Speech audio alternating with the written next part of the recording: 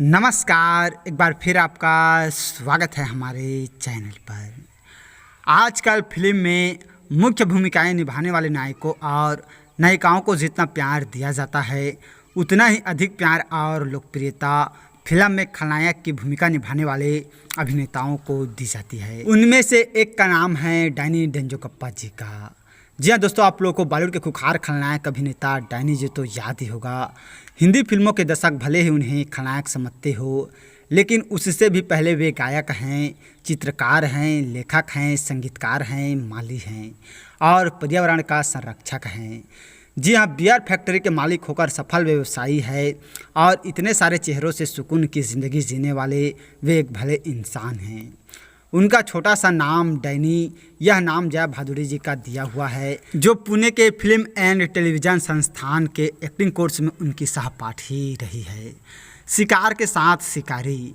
जी हाँ, कभी वे शिकार है तो कभी शिकारी, कभी त्याग तथा बलिदान करने वाले दोस्त हैं, कभी दुश्मनी निभाने वाले क्रूर खलनायक हैं तो कभी अपने वतन की रक्षा करने वाला देशभक्त सैनिक। अनेक फिल्में, अनेक चेहरे और अनेक रंग में एक साथ जीते हुए उसे देखा और महसूस किया जा सकता है। सेना में जाने की थी चाहत। डैनी साहब ने अपना film career Nepali film Saino से शुरू किया था और बचपन से उनकी इच्छा भारतीय सेना में भर्ती होने की थी। पुणे के आर्म्ड फोर्सेस मेडिकल कॉलेज के लिए उनका चयन भी हो गया था और इसी दौरान फिल्म एंड टीवी इंस्टीट्यूट के एक्टिंग कोर्स में प्रेस हो जाने से वे वहां चले गए और बम्बैया सिनेमा में उन्होंने बी ग्रेड की फिल्मों की शुरुआत की और पहली फिल्म थी फिल्मकार BR इशारा निर्देशित ज़रूरत, जी जो 1971 में रिलीज हुआ था। इसके बाद गुलजार की फिल्म मेरे अपने मिली। इस फिल्म से डैनी के अंदर बैठे कलाकार सुकून मिला, लेकिन उन्हें सफलता मिली BR चोपड़ा की फिल्म धून, जो 1973 में रिलीज हुआ था। इस फिल्म के मिलने की कहानी दिलचस्प है। जब डैनी साहब पुणे इंस्टीट्यूट में पढ़ाई कर रहे थे तो चोपड़ा साहब परीक्षक बनकर आए थे। डैनी का अभिनय देखकर वे प्रभावित हुए और भविष्य में कभी फिल्म में ब्रेक देने की बात भी उन्होंने कही थी।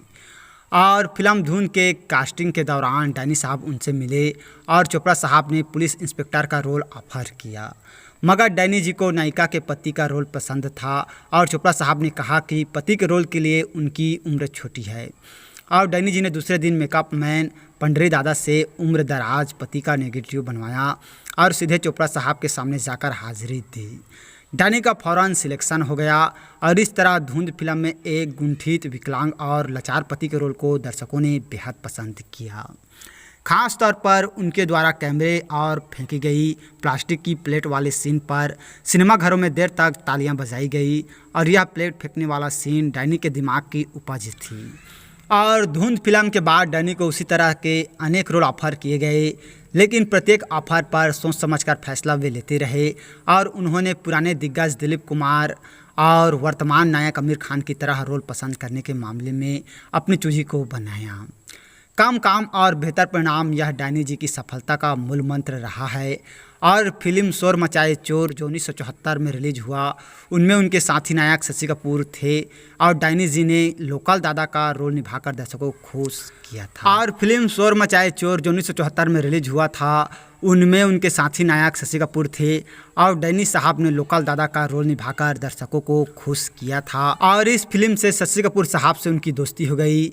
जो अगली फिल्म फकीरा, जो 1976 में रिलीज हुआ था, इसमें परवान चढ़ी और ये फिल्म जो था वो काफ़ी ज़्यादा पॉपुलर भी हुआ था। फकीरा फिल्म के कालखंड में खोया पाया फार्मूले पर धड़ाधड़ फिल्में बन रही थी और निर्माता NN सिप्पी ने डैनी जी को शशि कपूर के भाई का रोल ऑफर किया और डैनी जी को बड़ा आश्चर्य हुआ कि चॉकलेटी चेहरे के धनी शशि कपूर साहब के भाई के रूप में दर्शक उन्हें कैसे स्वीकार करेंगे। लेकिन सिप्पी साहब ने अपनी ज़िद पर अड़ गए और मजबूर होकर डैनी साहब जो हैं वो शशि कपूर साहब के भाई बने। और फिल्म के आखिरी सीन में खोया भाई शशि जी उन्हें मिलता है और पहले वे उसकी पिटाई कर समुद्र में फेंक देते हैं। फिर यह सोचकर वे, अरे वह तो उनका सगा भाई है, वे समुद्र में डुबकी लगाकर उसे निकालते हैं और भावुक होकर दोनों भाई भरत मिलाप करते हैं। इस भावना प्रधान सीन को देखकर दर्शक भूल गए कि डैनी जैसे चेहरे वाला शशि कपूर का भाई कैसे हो सकता है। इस फिल्म से डैनी ने यह सबक सीखा कि रोल कैसा भी हो, अगर पसंद है तो मना नहीं करना चाहिए। जी हाँ, और अमिताभ बच्चन साहब के साथ अग्निपथ में भी काम किया है। फिल्मी दुनिया में 18 साल गुजारने के बाद डैनी साहब को पहली बार फिल्म अग्निपथ जो 1991 में रिलीज हुआ था, इस फिल्म में अमिताभ बच्चन साहब के साथ काम करने का मौका मिला और अमिताभ बच्चन साहब इस दौर में सुपरस्टार की हैसियत पा चुके थे और डैनी साहब चाहते थे कि पहली बार में वे अपने को अमिताभ बच्चन के सामने प्रूव करें, वरना हमेशा बौना एक्टर होकर रह जाएंगे। शूटिंग के पहले दिन डैनी साहब अपने कैमरे में चहलकदमी कर रहे थे और पटकथा मुहैया नहीं कराने पर एक सहायक निर्देशक पर नाराज हो रहे थे। अमिताभ बच्चन साहब के सामने वे पूरी तैयारी के साथ जाना चाहते थे और पास के कैमरे में ठहरे अमिताभ बच्चन सब सुन रहे थे। सहायक के जाने के बाद वे खुद डैनी के कमरे में आए और पटकथा की कॉपी दी और कहा चलो एक बार रिहर्सल कर लेते हैं। अपने सामने इतने महान कलाकार को इतना विनम्र पाकर डैनी साहब बर्फ़ की तरह पिघल गए और उनके मन में अमिताभ बच्चन के प्रति सम्मान कई गुना बढ़ गया। इसके बाद हम और खुदा गवाह जैसे फिल्मों में वे फिर साथ दिखाई दिए और डैनी जी फिल्म खुदा गवाह को अग्निपथ के दौरान अमिताभ बच्चन से हुई दोस्ती का एक्सटेंशन मानते हैं। और वैसे अग्निपथ फिल्म बॉक्स ऑफिस पर असफल रही थी और डैनी साहब भी फिल्म के इस दोष को स्वीकार करते हैं कि अमिताभ बच्चन साहब से आवाज़ बदलवाकर निर्देशक ने सबसे बड़ी भूल की थी। और दोस्तों बहुत सारे ऐसे फिल्में हैं जिनमें डैनी साहब ने एक से एक अदाकारी दिखाई है जिन्हें हम चाहकर भी नहीं भूल पाएंगे। तो आइए इनके कुछ हिट फिल्मों के बारे में आप लोगों को इन्फॉर्मेशन बता देते हैं। मेरे अपने, धुंध, शोर मचाए चोर, खोटे सिक्के, काला सोना, लैला मजनू, फकीरा, कालीचरण, संग्राम, लाल कोठी, अब्दुल्ला, काली घाटी, बुलंदी, कानून क्या करेगा, अंदर बाहर, युद्ध, जवाब, एतबार, प्यार झुकता नहीं, खोज और ऐसे बहुत सारे फिल्में हैं जिनमें डैनी साहब ने एक से एक अदाकारी दिखाई जिन्हें हम चाहकर भी नहीं भूल पाएंगे। तो दोस्तों आप लोगों को फिल्मों में जो डैनी साहब का किरदार होता था वो कैसा लगता था, हमें कमेंट करके ज़रूर बताइएगा। तो और इसी तरह के जानकारी के लिए अगर अभी तक आप लोगों ने हमारे चैनल को सब्सक्राइब नहीं किए हैं तो प्लीज़ दोस्तों हमारा चैनल ज़रूर सब्सक्राइब कीजिएगा और वीडियो को अभी तक लाइक नहीं किए हैं तो लाइक कीजिएगा, शेयर कीजिएगा। थैंक्स दोस्तों हमारे वीडियो वॉचिंग करने के लिए।